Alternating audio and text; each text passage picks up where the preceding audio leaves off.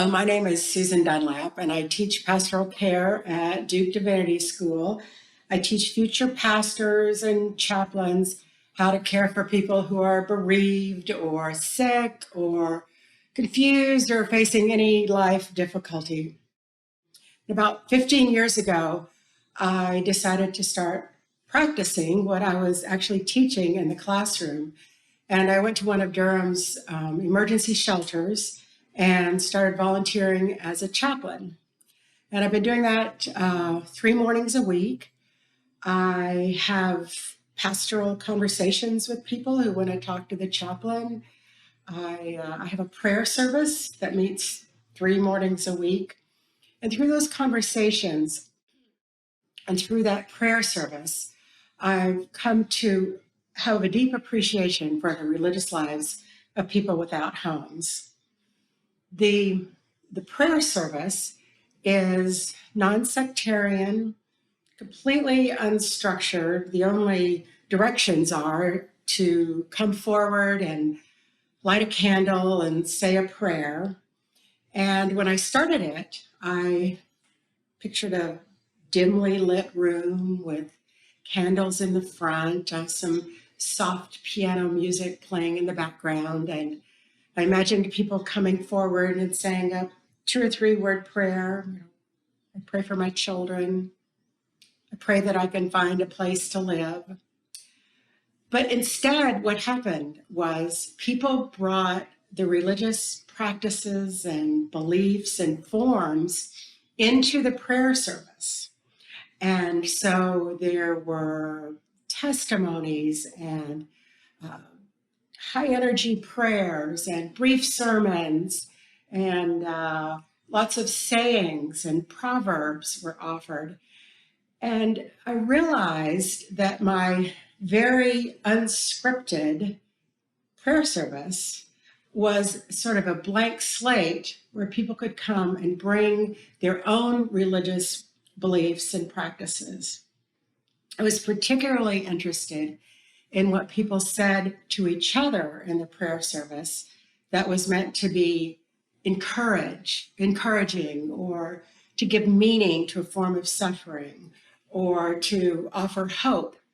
So I had a glimpse into these religious worlds that were sustaining and hope-giving and purpose-conferring in the midst of a very difficult experience of homelessness.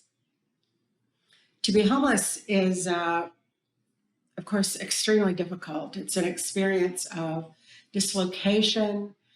It's an experience sometimes of violence. It's an experience of the precariousness of life, where you don't know where you're going to spend the night tonight or where you're going to get the next meal. And so some people who are unhoused find that their religious beliefs and practices are very sustaining to them in this difficult experience. Ethnographers know that attempting to represent people different from you, different from the researcher, can be a risky thing. You risk not only getting it wrong, not only misrepresenting the people that you are researching and writing about, but you also run the risk of unconscious racial biases coming into the way you're representing people.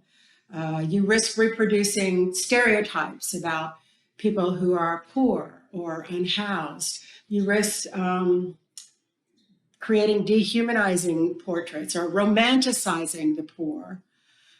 So one of the ways I dealt with that struggle, I dealt with it in several ways, but one of the ways was all the time that I was working with unhoused people, I was also working with a community organizing group that was organizing around getting more affordable housing here in Durham. So that was one thing that sort of offsets the risk of misrepresentation or poorly representing people.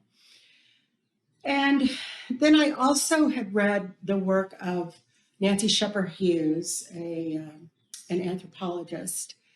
And she said, of course, there's a risk in representing people very different from you, who occupy a very different place in the scale of privilege in your society.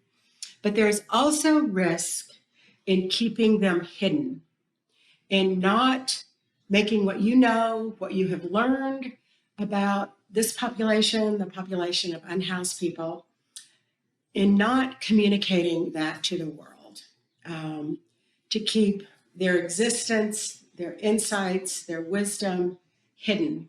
In other words, for the researcher to stay silent.